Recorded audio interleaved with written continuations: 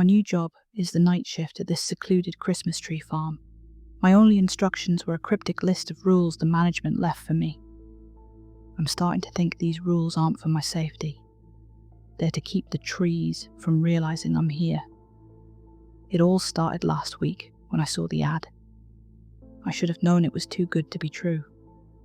I really should have. The last few months had been rough, and that's probably putting it lightly. I'd been laid off from a job I thought was secure, and my savings had dwindled to basically nothing. Rent was due, my car was making a noise I couldn't afford to even look at, and my diet consisted of instant noodles and expired tins of beans. My days were just an endless scroll through job sites, applying for anything and everything, and getting more rejections than I thought was humanly possible. Desperation was this cold, heavy blanket I just couldn't shake off. And that's when I saw it. Tucked away on a local community board online was a post that was barely a paragraph long. Night security needed for private farm, November 15th to December 23rd. Secluded location. High pay, minimal duties. Must be comfortable with solitude. There was a phone number, and that was it. No company name, no email, no website. Normally I would have scrolled right past. It had scam written all over it, or at the very least, something sketchy. But the words high pay were practically glowing on my screen. I was at a point where sketchy was starting to look like a real opportunity. I figured, what's the worst that could happen? I guard some equipment on a farm for a month, make enough cash to get back on my feet, and get some peace and quiet. Honestly, the solitude part sounded pretty good after months of suffocating anxiety.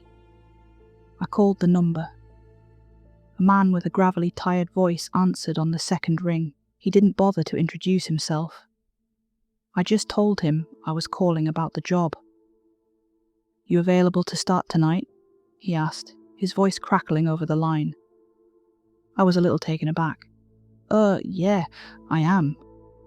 Is there an in-person interview or..." He let out this dry, humorless chuckle. "Not necessary. The job's simple. You show up, you stay awake, and you make sure no one comes onto the property. You can handle that?" "Yes, sir, I can." "Good. The address is..." He rattled off directions that led me miles out of town, deep into these winding back roads I'd only ever sped past. He told me the gate would be unlocked, and that a little shack on the edge of the property had the keys and everything else I'd need. The pay he quoted was more than generous. It was borderline unbelievable. Enough to cover 3 months of rent. My desperation completely swallowed my skepticism. "I'll be there," I said, trying to keep the absolute relief out of my voice. "One last thing," he said, and his tone shifted, got more serious. "The owner, Mr. Sterling, is particular. He has a set of rules. They'll be in the shack for you. You follow them. You follow them exactly. No questions. You do that, we won't have any problems." Before I could even ask what kind of rules, he hung up. The drive out there was unnerving. The farther I got from the city, the darker it got. First the streetlights disappeared, then the houses, until my headlights were the only thing cutting through this thick, oppressive blackness. The farm was even more isolated than I had imagined. A simple, rusting wrought iron gate stood slightly ajar, just like he'd said. Beyond it, endless rows of dark, pointed shapes stood silent against the faint glow of the moon. Christmas trees. Thousands and thousands of them. And there, just inside the gate, was the shack. It was little more than a dilapidated wooden box with a single window and a door that looked like it would fall off if you sneezed too hard. A single bare bulb cast a weak, yellow circle of light around it. This was my office for the next month. I took a deep breath, the air cold and sharp with the smell of pine, and pushed the door open. The inside of the shack was sparse. Just a wooden desk, a worn-out chair, an ancient-looking space heater buzzing weakly in the corner, and a thermos of what I really hoped was coffee. And right there, placed dead center on the desk, was a single laminated sheet of paper. My heart, for some reason, started beating a little faster. This was it. The rules the man on the phone had been so serious about. I picked it up. The paper was old, the type yellowed around the edges. It was titled, Night Watch Procedures and Farm Etiquette. I read the first rule. 1. Never count the trees. Not in your head, not out loud. Do not attempt to estimate the number. The inventory is taken care of. Your job is to watch the perimeter, not the product. I let out a small, nervous laugh. Weird. Must be some strange inventory management thing, maybe to stop internal theft. It was odd, but not exactly terrifying. I kept reading. 2. Patrols are to be completed at the top of every hour. There is a designated path marked by faint gravel. You must stick to this path. Do not stray from it for any reason. Okay, that just sounded like standard security procedure. Fair enough. 3. If you hear whispering on the wind, return to the shack immediately. Lock the door and do not leave until the next scheduled patrol. It is just the wind in the pines. Do not seek out the source. My blood went a little cold. It's just the wind, but I should lock myself in. The contradiction was jarring. I tried to explain it away. Maybe local kids like to mess with the night watch. Still, it was unsettling.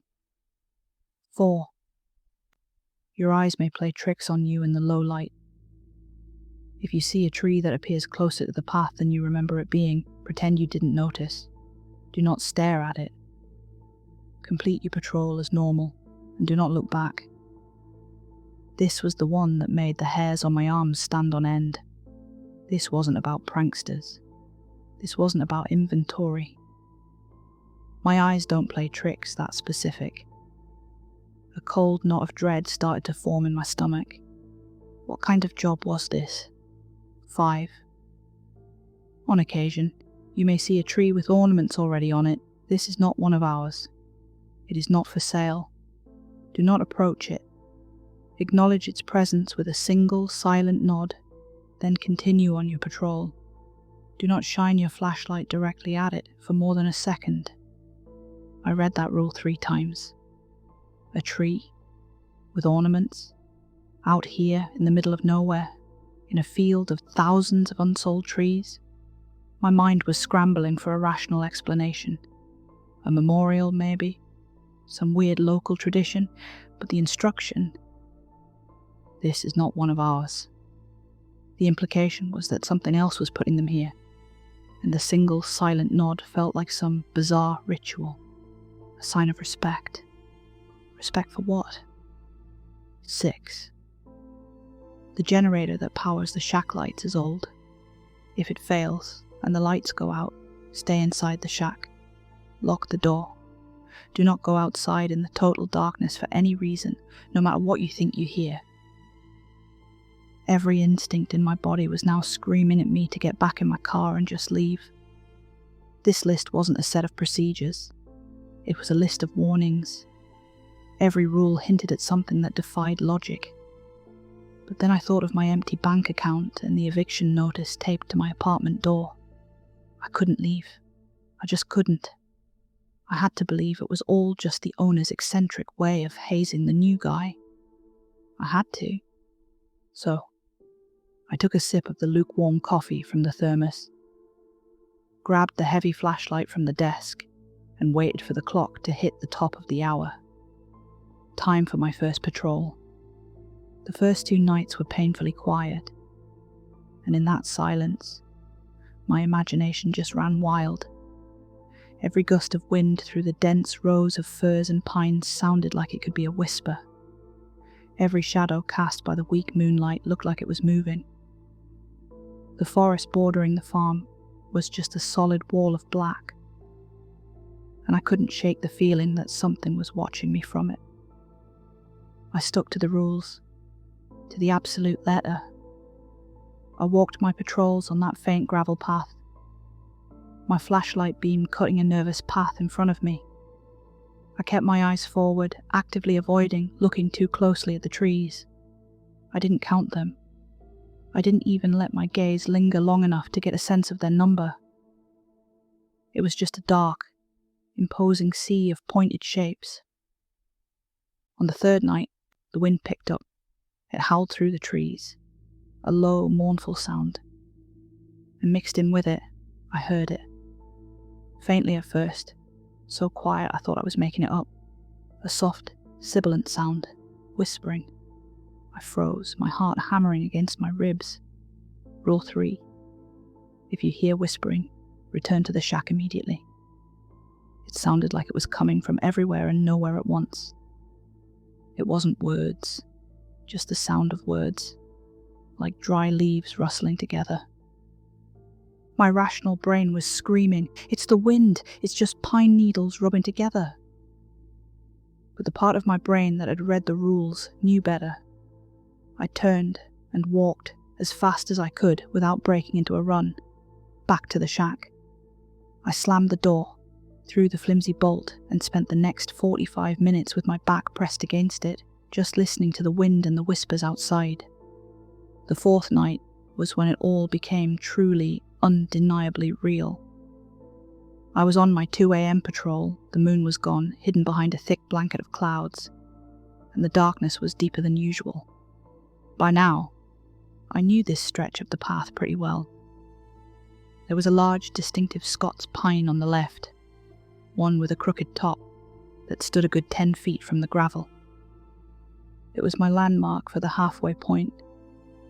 As I rounded a bend, I raised my flashlight. The crooked pine was there, but it wasn't 10 feet from the path anymore. It was maybe 3. My breath caught in my throat. I stopped dead, my light fixed on it. It was impossible. Absolutely, completely impossible. I had walked this path a dozen times already. I knew where that tree was supposed to be. My mind flashed to Rule 4. If you see a tree that appears closer, pretend you didn't notice. My whole body was screaming at me to run to get back to the shack. But the rules was specific. Complete your patrol as normal. Do not look back. My feet felt like they were cast in lead. I forced myself to lower the flashlight beam, to tear my eyes away from the tree that had moved. I took a step, then another. I walked past it, the smell of pine suddenly thick and suffocating. I could feel it.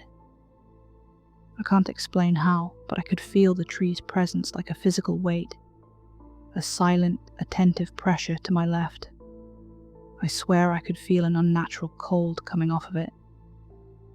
I did not look back. I finished the patrol route, my body rigid with terror. That walk back to the shack was the longest of my life. I didn't just bolt the door this time. I dragged the heavy wooden desk in front of it. I knew then, with a certainty that chilled me to my soul, that the rules weren't a prank. And the trees were not just trees. The next night, the generator died. It happened just after my 1 a.m. patrol. One moment, the shack was filled with a humming and weak yellow light. The next, a sputter, a cough, and then absolute, suffocating silence and darkness. Rule 6. Stay inside. Lock the door. Do not go outside, no matter what you hear. I was already locked in. I sat frozen in the chair, my hand clutching the now useless flashlight. The darkness was total. I couldn't see the walls, couldn't see my own hand in front of my face. The only sound was my own ragged breathing. Then, a new sound started. A soft scraping noise, coming from just outside the shack door. It was slow and deliberate, like a heavy branch being dragged through the dirt. Scrape. Pause. Scrape. My blood ran cold. It circled the shack once, then twice, It was rhythmic, patient. It knew I was in here. I held my breath, praying it would go away. Then it stopped, right in front of the door. I heard a soft thump, like something heavy had just leaned against the wood. I stayed perfectly still, barely breathing, for what felt like an eternity.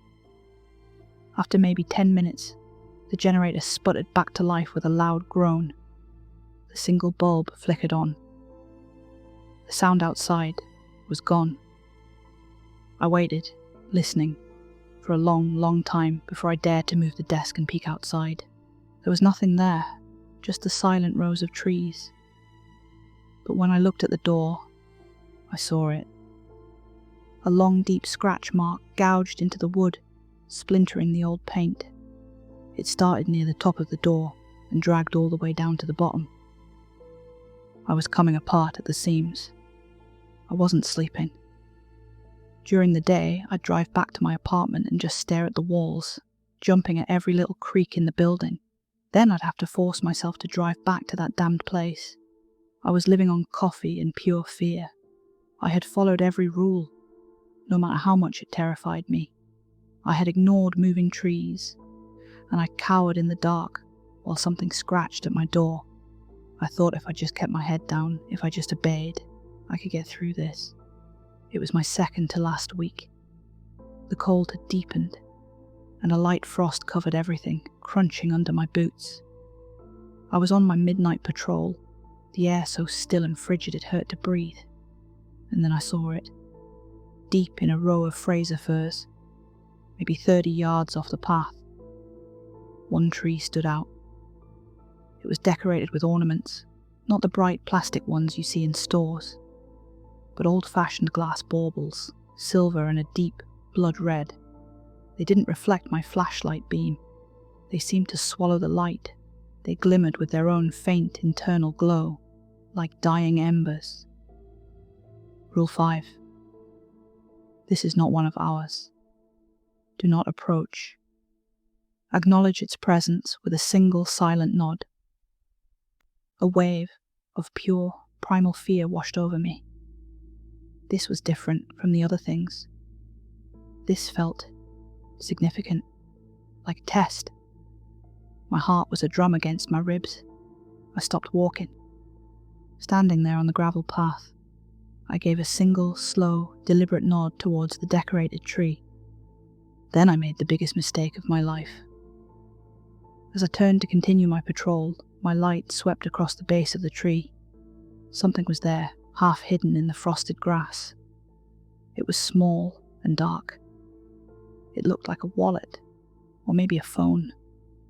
My sleep-deprived, terrified mind latched onto it. A clue. A connection to the outside world. Maybe it belonged to the last guy, someone who knew what was going on here. Maybe there was an ID, a name, an answer. For one fatal second, curiosity and a desperate need for answers completely overrode my fear. The rules were designed to keep things hidden, to maintain this horrible secret. But I couldn't take it anymore. I had to know. I broke the rule. I took one step off the gravel path. The instant my boot touched the soft earth, the world went silent. The hum of the distant highway, the chirping of crickets, the wind, it all just vanished. An absolute, profound silence fell over the farm. I took another step, raising my flashlight, pointing it directly at the object. It wasn't a wallet. It was a small, leather-bound journal, its cover warped and stained. And next to it was something else. A dried-out, leathery hand, its fingers curled into a claw. A soft tinkle sound made me look up. The ornaments on the tree were swaying, even though there was no wind. Then came a sound that will haunt me until the day I die. A low, deep, guttural creak, like ancient wood bending under an impossible weight. It was coming from the tree. The branches began to unfurl. They weren't branches. They were limbs, jointed and impossibly long, covered in what I thought were pine needles. They were thin, black quills that rustled with a life of their own. The trunk of the tree elongated, stretched, twisted. And the ornaments weren't ornaments. They were eyes, dozens of wet, round crimson eyes, all swiveling in their sockets, all turning to fixate on me. They blinked, slowly, all at once. The thing that I had thought was a tree began to pull itself from the ground. The sound was a sickening tear of earth and snapping roots. A wet, violent wrenching. It was tall, impossibly tall, a silhouette of nightmare against the dark sky. And from somewhere deep within its shifting mass of limbs and eyes, a sound emerged. It wasn't a whisper. It was a chorus of voices, dry and rasping, speaking a language that was not human. I screamed, a raw, ragged sound torn from my throat. I stumbled backward, falling hard onto the gravel path as the thing took a shuddering step towards me, its many limbs scraping against each other, its red eyes glowing with a cold, ancient hunger. I didn't think. I just ran. I scrambled to my feet and sprinted back down the path toward the shack. The sound behind me was a horrifying mix of a wet shuffle and a dry, scraping drag. It was faster than anything that huge should be. The very air grew cold as it came after me. As I ran, the other trees, the normal trees, seemed to come alive. Their branches, still all night, now reached for me, snagging my clothes, whipping at my face. The entire farm felt awake, aware, and deeply, deeply hostile.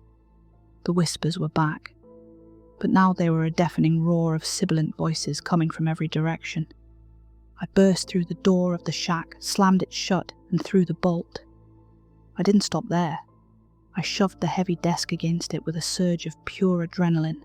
I collapsed in the far corner, gasping for air, my whole body shaking uncontrollably.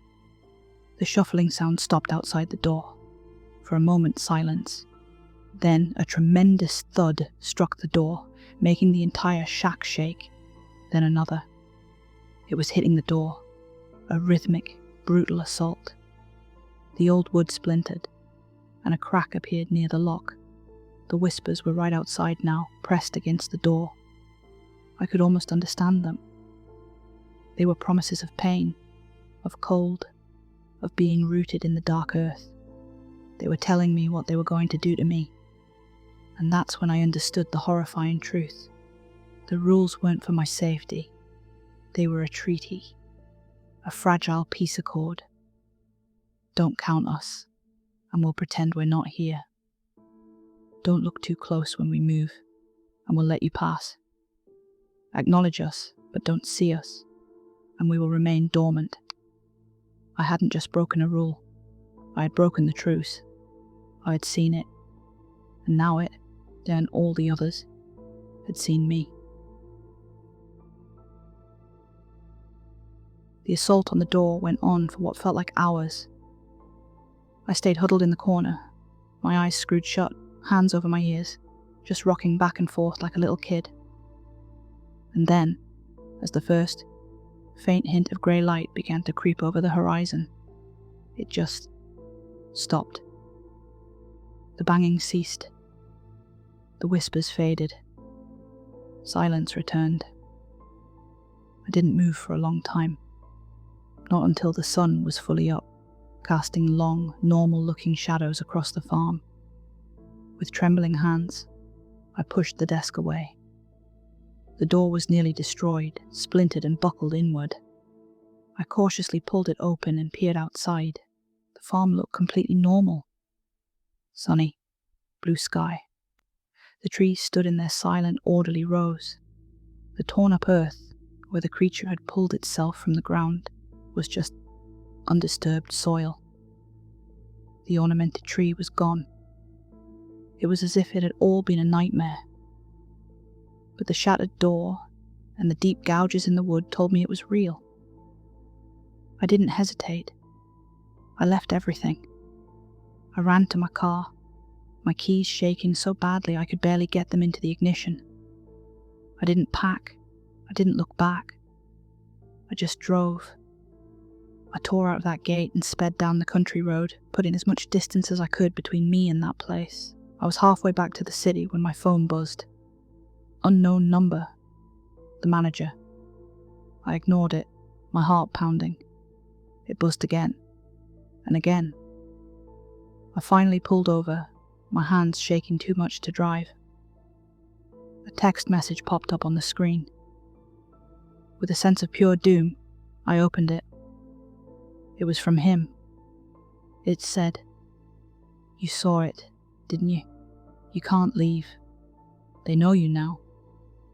Rule number 7, the one I don't write down. Once you see them, they will always see you. Come back to the farm. It's safer here than out there." I dropped the phone onto the passenger seat. My eyes darted to the rearview mirror. The highway behind me was lined with trees. They were just trees, weren't they? But as I stared, I could have sworn, out of the corner of my eye, that one of them was just a little bit closer to the road than it had been a moment before. Hi everyone, thanks for listening. If you enjoyed the story, please remember to like, subscribe and share. It genuinely helps the channel grow. And if you would like early access to new videos, custom emojis and more, consider becoming a member. Your support means the world. For the price of a cup of coffee, you will have early access to videos, priority comments, your name mentioned at the credits, loyalty badges, and special emojis you can use where you see fit. And for the price of a more expensive cup of coffee, like maybe the one with the foamy stuff on and the drippy stuff round the edge, you get all the above, plus member-only videos, member-only live streams, and member-only shorts. Once I figure out Discord, you'll have access to that too, on both tiers. If you stay for 3 months, I'll name a character after you in one of my stories. Want to be the guy or girl that breaks the rules? Join. Want to be the hero that saves the day? Join. Want to help me buy food? Join. Special thanks to members Mark Mathern 7322, The Real OG. Good night.